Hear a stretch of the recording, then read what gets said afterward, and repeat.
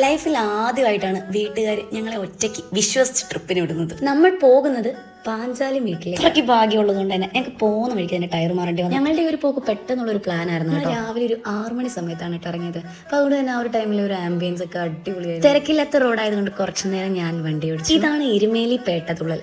ഞാനും ആദ്യമായിട്ട് കാണുവാണേ, വീഡിയോസിലൊക്കെ കണ്ടിട്ടുള്ളൂ. ഞങ്ങൾ ഈ റാന്നി എരുമേലി റൂട്ടാണ് പോയത്. ഞങ്ങളുടെ വീട്ടിൽ നിന്ന് അതാ എളുപ്പം. ഫൈനലി നമ്മൾ ഡെസ്റ്റിനേഷനിൽ എത്തിക്കഴിഞ്ഞിരിക്കുകയാണ്. അവിടെ കയറി കടയോടെ തീർക്കാനുള്ള പ്ലാൻ ആയിരുന്നു ഇവന്മാർ. എനിക്കൊടുത്താ കടയിൽ കയറ്റാൻ കൊള്ളത്തില്ല. ഇവിടെ കയറിയ ഞങ്ങൾ കയ്യിലിരിക്കുന്ന സാധനം അങ്ങോട്ടും ഇങ്ങോട്ടും തട്ടിപ്പറിച്ച് അടി ഉണ്ടാക്കിയാണ് പാഞ്ചാലി മടന്ന് വരുന്നത്. കണ്ട ഈ മണ്ടന്റെ അടുത്തിന് എന്തിനു ചോദിച്ചു എന്നായിപ്പോ എല്ലാവർക്കും അറിയാതിരിക്കും. എന്നാലും ഈ നിൽക്കുന്ന രണ്ടെണ്ണം എന്റെ അനിയന്മാരാണ്. ഇതൊക്കെയാണ് ഇവന്റെ വിനോദങ്ങൾ. ഉപദ്രവകാരി. ഞങ്ങൾ കുറേ നടന്ന് മലമണ്ടക്കെത്തിയിരിക്കുകയാണ്.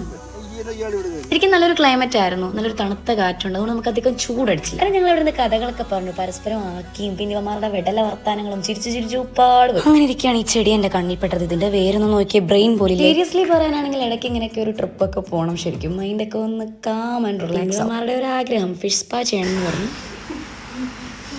അടിപൊളി എന്ന് പറഞ്ഞപ്പോൾ പിന്നെ നോക്കിയാൽ ഞാനും ചെയ്തു. ഇക്കളെടുത്ത് ചത്തു. ഉച്ച കഴിഞ്ഞതോടുകൂടി നമ്മൾ പാഞ്ചാലി മേടിനോട് യാത്ര പറയുകയാണ്. പോകുന്ന വഴിക്ക് ഫുഡും കഴിച്ചിട്ട് നേരെ പിന്നെ വീട്ടിൽ നല്ല രീതിയിൽ ടയർഡ് ആയിക്കണം. ഇന്നൊന്ന് ഫ്രഷ് ആയിട്ട് കിടന്ന് ഉറങ്ങണം. അപ്പൊ അത്രയുള്ളൂ. ബൈ.